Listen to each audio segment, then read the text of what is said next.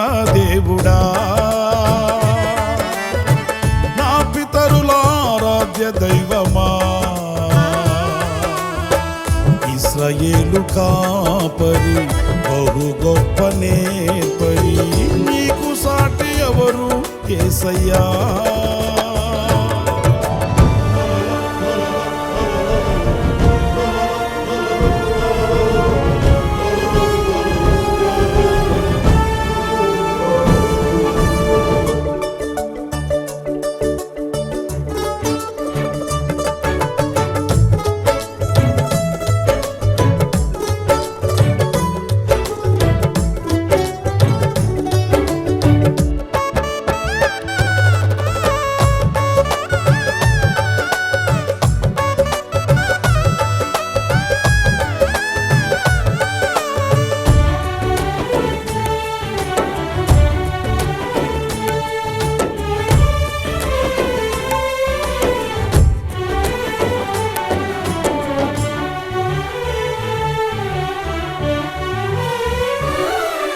నిరాశ్రయులకు నీవే నిత్యాశ్రయమై, నిరాశల నీడను తొలగించెదవు.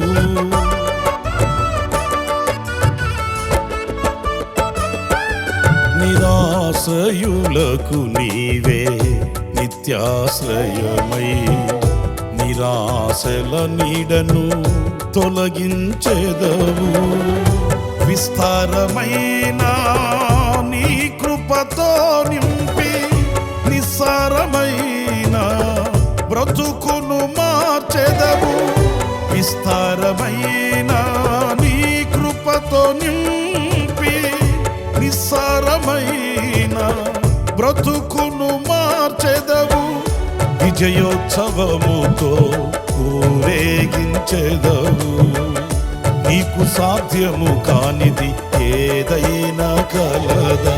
సహాయకుడా, నిత్య స్తోత్రార్హుడా, ప్రభాకరుడా, బహుబలవంతుడా, సత్యవంతుడా, మహాపరిశుద్ధుడా, ఆరాధనకు యోగ్యుడా. అబ్రహాము నమ్మిన దేవుడా, నా పితరుల ఆరాధ్య దైవమా, ఇశ్రాయేలు కాపరి బహు గొప్ప నేపరి, నీకు సాటి ఎవరు యేసయ్యా.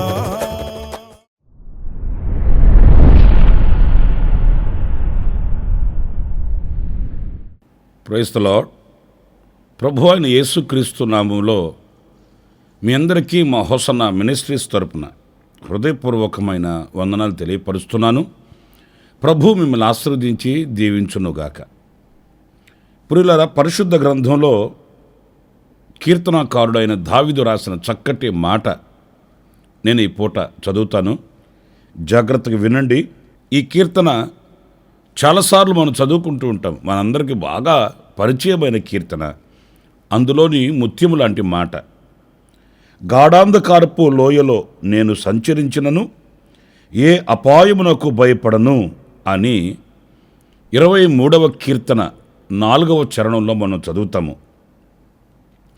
ఇందులో ప్రత్యేకంగా నేను మీతో ఈ పూట చెప్పాలనుకున్న మాట ఏంటంటే, నేను భయపడను అనే మాట కాసేపు మనం ధ్యానిస్తే చూడండి, ప్రతి మనిషి ఏదో ఒక విషయానికి భయపడతాడు. ఆర్థికంగా కానివ్వండి, ఆరోగ్యంగా కానివ్వండి, ఆత్మీయంగా కానివ్వండి, ఎదురవుతున్న పరిస్థితులను బట్టి భయపడడం సర్వసాధారణం. అందరూ కూడా ఏదో ఒక విషయంలో కాకపోయినా మరొక విషయంలో అలాగా భయపడడం సంభవిస్తూ ఉంటుంది. కానీ ఇంత నిక్కచ్చిగా గాఢాంధకారపు లోయలో నేను సంచరించినను అంటే, నా జీవిత విధానంలో నేను వెళుతున్న ఈ మార్గంలో నేను దేనికి భయపడను అనే విషయాన్ని ఈ కీర్తనకారుడు తెలియపరుస్తున్నాడు. ఇది మనకు ఆశ్చర్యమే కలిగిస్తుంది. నిజమే, ఇందులో అబద్ధమని కానీ వంచన అని కానీ కల్లబొల్లి మాటలని కానీ మనం అనకూడదు, అనలేము కూడా. ఎందుకంటే దేవునితో ఆయనకున్న సహవాసం అలాంటిది గనుక, దేవునితో ఆయన నడిచే నడక అలాంటిది గనుక, దేవునిలో ఆయన దాచబడి ఉన్న ఆధ్యాత్మికమైనటువంటి స్థితి అలాంటిది గనుక ఉన్న విషయమే చెప్పాడు ఆయన. ఎందుకంటే దేవునితో కూడా నడిచే వ్యక్తి, దేవుని తోడు కలిగిన వ్యక్తి నిజంగానే ఎందుకు భయపడతాడు? ఆయన సర్వశక్తి కలిగిన దేవుడు, ఆయన సర్వ సృష్టికర్త అయిన ప్రభువు, ఆయన సర్వాధికారము కలిగిన దేవుడు, ఆయన సర్వాంతర్వ్యామి అయిన ప్రభువు. మరి అంత శక్తి కలిగిన దేవునిని తోడు కలిగిన వ్యక్తి, ఆ దేవునితో నడిచడి వ్యక్తి ఎందుకు భయపడగలుగుతాడు? ఎందుకు భయపడతాడు? భయపడడు. అన్నప్పుడు మనము కూడా ఇలాంటి స్థైర్యాన్ని, ధైర్యాన్ని కలిగి ఉండడానికి నేర్చుకోవాలి. ప్రభు పాదాలు పట్టుకోవాలి, ఆయనతో నడక ప్రారంభించాలి, ఆయనతో సహవాసం కలిగి ఉండాలి. ఆయన తోడు నీడ ఎప్పుడు కూడా మనం కలిగిన వారమై ఉండగలిగితే, ఆనాడు దావీదే కాదు, ఆనాడు యోసేపే కాదు, షడ్రక్, మెషక్, అబేద్నెగోలు, దానియేలు వంటి వారు మాత్రమే కాదు, కానీ ఈనాడు కూడా మనతో ఇమ్మానుయేలు దేవునిగా ఆయన నడుస్తున్నాడు గనుక నిశ్చయముగా మనము కూడా ధైర్యముతో, స్థైర్యముతో ముందుకి కొనసాగించబడవచ్చు అనే విషయాన్ని మనం గమనించాలి. అయినా భయం ఎందుకు కలుగుతుంది? ఎందుకు భయపడాలి మనం? ఏ ఏ విషయాలలో భయం మనల్ని ఆవరిస్తుంది? చూడండి, కీర్తనల గ్రంథంలో మరొక మాట మనం చదువుతామండి.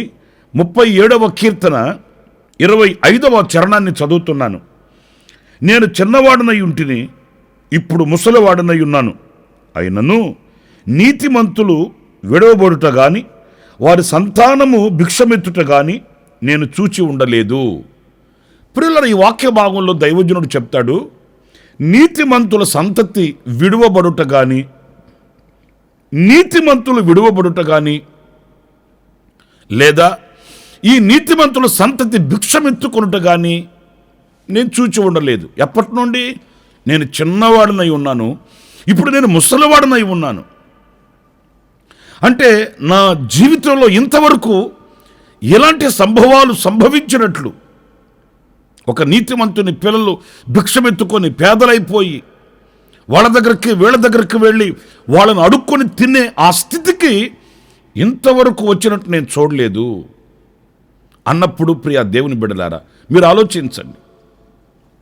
నీతిమంతులము మనమైతే మన పిల్లలు ఏమవుతారని, మన సంతతి ఏమవుతారని భయపడుతున్నాము.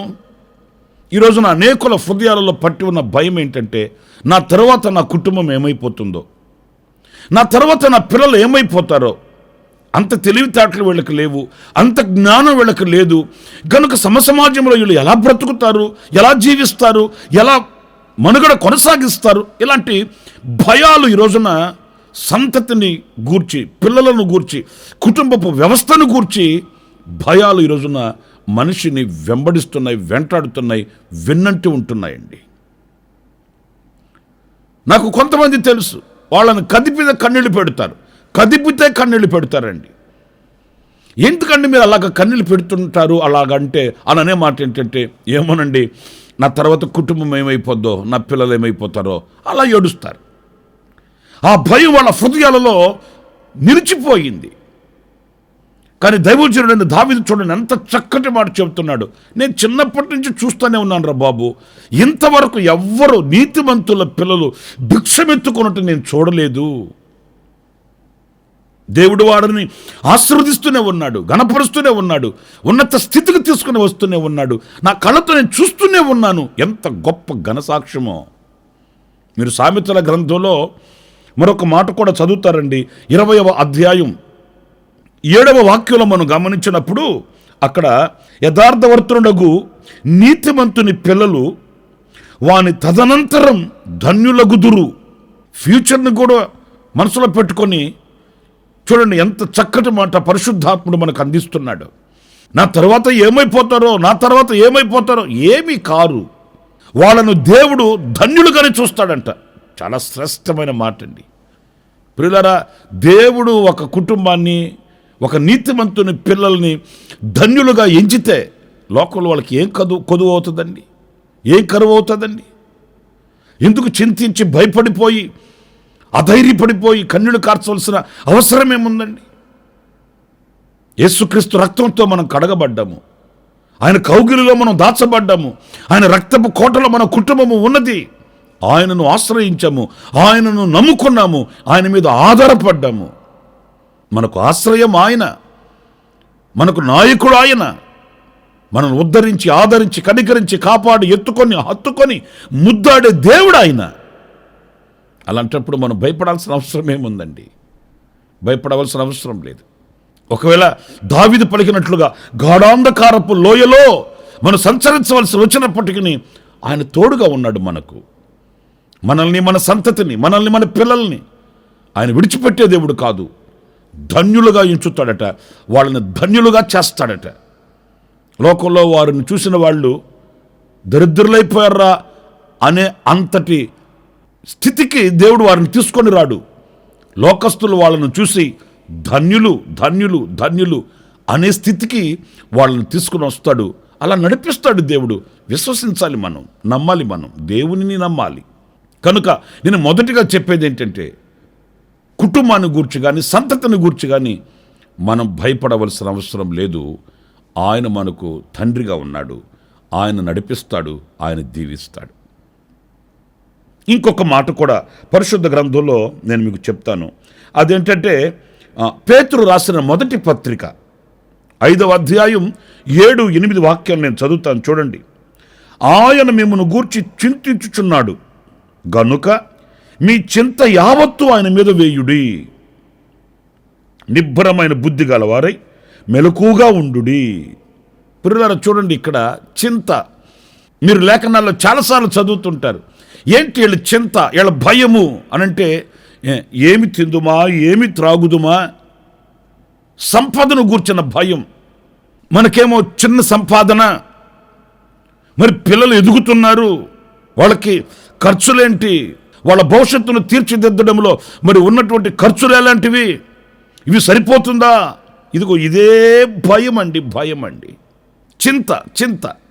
ఈరోజు పరిస్థితులు ఎలా ఉన్నాయి, రేపటి రోజు పరిస్థితులు ఏమవుతాయో, రేపటి రోజున మరి ఆ రోజు కుటుంబపు వ్యవస్థను ఎలా నడిపించాలంటే ఈ సంపాదన సరిపోతుందా? రేపటిని గూర్చిన భయం, రేపటిని గూర్చిన చింత. నా ప్రియమైన సహోదరులారా, మన దేవుడు ఎవరు అనంటే సామర్థ్యమును అనుగ్రహించు దేవుడండి. ప్రతిదానికి దేనికైనప్పటికీ కూడా సామర్థ్యతను అనుగ్రహించువాడు అని పరిశుద్ధ గ్రంథంలో మనం చదువుతాము. మరి ఆ సంపాదనను గూర్చిన, రాబడిని గూర్చిన, నీ కష్టార్జితాన్ని గూర్చిన ఆ భయం ఎందుకు వెంటాడుతుంది? నీ చేతి పనులన్నింటిలో యెహోవా నీకు తోడై ఉంటాడని వాక్యం చెప్పట్లేదా? ఆయన నీకు జ్ఞాన సంపదను అనుగ్రహిస్తాడని వాక్యం చెప్పట్లేదా? నీ త్రోవలను సరళం చేస్తాడని వాక్యం చెప్పట్లేదా? మరి వాక్యాన్ని చదివే మనం, ప్రభువుని ఆశ్రయించిన మనం ఎందుకు భయపడాలి? నీ కష్టార్జితాన్ని నిశ్చయంగా నా దేవుడు ఆశీర్వదిస్తాడు. కీర్తనల గ్రంథంలో మనం చదువుతాము, నీ లోగిట నీ భార్య ఫలించు ద్రాక్షవల్లి వలె ఉంటుంది, నీ పిల్లలు నీ భోజనపు బల చుట్టూ ఒలివ మొక్కలై ఉంటారు. ఎందుకంటే నీవు యెహోవా యందు భయభక్తులు కలిగిన వాడవు గనుక నీ చేతుల కష్టార్జితాన్ని నీవు నీ పిల్లలు అనుభవించేటట్లు దేవుడు చేస్తాడండి. ఈ కష్టార్జితం ఏం సరిపోద్ది? మీరు ఆకాశ పక్షులను చూడండి, అవి పోషించబడట్లేదా? వాటికి ఆకలి తీర్చబడట్లేదా? అవి బ్రతకట్లేదా? ఏనాడైనా నా దేవుడు మా చేయి విడిచిపెట్టాడని ఆకాశ పక్షులు సచ్చాయండి? లేదు. ఆ చిన్న జీవుల్ని ఆయన మనసు పెట్టుకొని పోషిస్తున్నాడే, వాటి అక్కర్లు తీరుస్తున్నాడే. మరి ఆయన రక్తంతో కడగబడిన కొనబడిన మనల్ని ఎందుకు చేయి విడిచిపెడతాడు? మనల్ని ఎందుకు మర్చిపోతాడు ఆయన? మన కష్టార్జితాన్ని, సంపదను గూర్చిన భయము, చింత మనకు అవసరం లేదండి. నీ చింత యావత్తు ఆయన మీద వేయుడి అని వ్రాయబడి ఉంది. ఈ వాక్యంలో మరీ స్పష్టంగా వ్రాయబడిన మాట ఏంటంటే, ఆయన మిమ్మును గూర్చి చింతించుచున్నాడు. అంటే అక్కడ మనం చదువుతాము, లక్ష్యము చేయుచున్నాడు అనే మాట. అంటే ఆయన మిమ్మల్ని గూర్చి లక్ష్యముంచి ఉన్నాడు, ఆలోచిస్తున్నాడు. మీకేం కావాలనో, ఎప్పుడేమి ఇవ్వాలనో, ఎప్పుడు ఎలా చేయాలనో అన్నీ ఆయన ఆలోచిస్తున్నాడు. ప్రార్థన చేస్తే సమస్తమును అనుగ్రహించు దేవుడున్నాడు కదా. ఎదిగిన పిల్లలు ఉన్నారా? ప్రభుకు అప్పగించండి. ప్రభువా, నా బిడ్డల్ని మీరు మీ ఆలోచన అనుసారంగా వాళ్ళని స్థిరపరచమని ప్రభువుని వాడండి. నీకు కుటుంబానికి కావలసిన చేతి పని కావాలి, ఉద్యోగం కావాలి, వ్యవసాయం కావాలి, వ్యాపారం కావాలి, ప్రభువుని అడగండి, ఆయన అనుగ్రహిస్తాడు. అంతేకాని భయపడిపోయి కుమిలిపోవడం ఏంటి? ప్రభువుని ఎరిగిన వ్యక్తి, ఆయనతో నడిచే వ్యక్తి భయపడితే ఇక అర్థమేముంది? నా ప్రియ సహోదరులారా, అందుకే కీర్తనకారుడు చక్కటి మాట, నేను భయపడను, గాఢాంధకారం నా ఎదుట నిలిచిన నేను భయపడను. ఎందుకంటే వెలుగునిచ్చే దేవుడు, త్రోవ చూపే దేవుడు, జీవమిచ్చే దేవుడు, జయమిచ్చే దేవుడు నా తోడుగా ఉన్నాడు కదా, నేను ఎందుకు భయపడాలి? ఇంకొక మాట కూడా మీకు జ్ఞాపకం చేస్తాను. 112వ కీర్తన 7-8 వాక్యాలు నేను చదువుతున్నానండి. వాని హృదయం యెహోవాను ఆశ్రయించి స్థిరముగా నుండును, వాడు దుర్వార్తకు జడియడు. వాని మనసు స్థిరముగా నుండును, తన శత్రువుల విషయమైన తన కోరిక నెరవేరు వరకు వాడు భయపడడు. స్తోత్రం కలుగుగాక. దుర్వార్తకు భయపడకూడదట, శత్రువుల విషయమై మనం భయపడకూడదట. శత్రువు ఎప్పుడు ఏం చేస్తాడు? సత్యం పలకడు. శత్రువు సత్యం పలకడు. శత్రువు ఎప్పుడు కూడా ఒక దుర్వార్తని లేక ఒక చెడు వార్తని పుట్టిస్తాడు. మనకు తెలుసు కదా చెడు వార్తని. ఆ దుర్వార్తకి మనం ఎందుకు భయపడాలి? దానియేలు విషయంలో మనం చదువుతామండి. ఏదైనా ఒక తప్పు అతని మీద మోపాలని శతప్రయత్నం చేశారట. దేవుని విషయంలో తప్ప ఇక ఏ విషయంలో అతన్ని మనం తప్పు పట్టలేమని ఒక నింద వేశారండి. ఏమైంది? నింద వేశారు. ఓ కష్టపెట్టాలని కఠినాత్ములు కంకణం కట్టి ముందుకొచ్చారు. సాధించిందేంటి? తమ శత్రువుల విషయమై తమ కోరిక నెరవేరు వరకు అతడు భయపడట. మనం భయపడాల్సిన అవసరం లేదండి. ఈ నిందలకి, అవమానాలకి, ఈ దుర్వార్తలకి, లేక మన ఎదుట నిలిచిన శత్రువుల యొక్క కుతంత్రాలకి భయపడాల్సిన అవసరం లేదు. దేవుడు మనకు తోడుగా ఉన్నంత వరకు, మనం ఆయనను ఆశ్రయించినంత వరకు, మనం ఆయన మీద ఆనుకొని ఉన్నంత వరకు మనం భయపడాల్సిన అవసరం ఏముందండి? మనం భయపడాల్సిన అవసరం లేదు. ఎన్నో దుర్వార్తలు, ఎన్నో చెడు వార్తలు, మనసును తొలిచివేసే విషయాలే మనం వినవలసి వస్తుందేమో, కానీ భయపడకూడదు. ప్రభువుకు అప్పగించి ప్రభువును స్తుతించడమే. యోబు ఎన్ని దుర్వార్తలు విన్నాడు? నీ భవంతులు కూలిపోయాయన్న మాట విన్నాడు. నీ పిల్లలందరూ చనిపోయారన్న వార్త విన్నాడు. నీ ఆస్తి అంతా కొలసొమ్ముగా మార్చబడిపోయి నాశనం అయిపోయిందన్న వార్త విన్నా. అరే, ఇన్ని వార్తలు, దుర్వార్తలు విన్నా చలించలేదే? ఎందుకు చలించలేదు అని అంటే దేవుని మీద ఆనుకొని ఉన్నాడు. ప్రభువుని అంతగా విశ్వసించాడు. విశ్వసించిన ఆనుకొనిన వ్యక్తి అధైర్యపడిపోడు. కంకణం కట్టిన కఠినాత్ముడైన సాతానుగాడే సిగ్గుతో తల వంచుకున్నాడు ఒక రోజున. మరి జరిగేది అదే కదా. మనం స్థిరులమై ఉండాలి, ధైర్యంగా ఉండాలి, ప్రభు చేతిని పట్టుకోవాలి. 3 విషయాలు నేను మీతో చెప్తూ వచ్చాను. కుటుంబము, సంతతి, పిల్లల విషయంలో మనమేమి భయపడవలసిన అవసరం లేదు. రెండవది, నీ సంపద, నీ చేతి పనులు, నీ ఉద్యోగం, నీ వ్యవసాయం, నీ రాబడిని గూర్చి భయపడవలసిన అవసరం లేదు. మూడవది, దుర్వార్తకి, శత్రువును గూర్చి భయపడవలసిన అవసరం లేదు. మనం ఆయనతో ఉన్నాము, ఆయన మనతో ఉన్నాడు. సంతోషంగా సాగిపోదాం, ప్రభువును స్తుతిస్తూ ముందుకు వెళదాం. అలాంటి కృప దేవుడు సమృద్ధిగా మనకు అనుగ్రహించునుగాక. ఆమేన్. చిన్న ప్రార్థన చేస్తానండి. ఆశ్చర్యకరుడైన తండ్రి, జీవాధిపతి అయిన ప్రభువా, మీకు వందనాలు. మరొక్కసారి ఈ సమయమందు మా వెన్నుతట్టినందుకు మీకు స్తోత్రం చెల్లిస్తున్నాను. మేము ఎక్కడ అధైర్యపడక, కృంగిపోక, నీ చేతిని పట్టుకుని ముందుకి సాగిపోవడానికి మరొక్కసారి మీ వాక్యపు వెలుగులో మా జీవితాన్ని సరిచేసినందుకు మీకు వందనాలు. ఇదిగో ఈ మాటలు వింటున్న ఏ ఒక్కరు కూడా అధైర్యపడిపోకుండా, ఏ విషయంలో నీ మీద ఆనుకొని, నీ మీద దృష్టి నిలుపుకొని ముందుకి సాగి వెళ్ళడానికి సహాయం చేయండి. ప్రభువు నీకు వందనాలు. మీరు మాతో ఉన్నారు, మేము మీతో ఉన్నాము. మా గుండెల్లో మీరు కొలువై ఉన్నారు, అందుకు నీకు స్తోత్రం చెల్లిస్తున్నాను. మీరు మాతో ఉన్నంత వరకు మాకు ఏ కొదువ లేదు నాయన, మాకు ఏ అధైర్యము కూడా లేదు. అంతవరకు మా చేతిని మీరు పట్టుకుని నడిపించి మహిమ ఘనత ప్రభావములు మీరు పొందుకొనమని నజరేయుడైన యేసు నామములో ప్రార్థించి వేడుకొనుచున్నాను తండ్రి. ఆమేన్, ఆమేన్. ప్రభు మిమ్మల్ని ఆశీర్వదించి దీవించునుగాక. ఈ దినమంతా విశేషమైన కృప నా దేవుడు మీకు అనుగ్రహించునుగాక. ఆమేన్. ప్రతిదినము ఈ అనుదిన కృపాను సందేశముల కొరకు, ఇంకా మరిన్ని ఆత్మ సంబంధమైన సందేశాల కొరకు ఈ మా యూట్యూబ్ ఛానల్ ను సబ్స్క్రైబ్ చేసుకోండి. Pastor Ramesh hosanna ministries.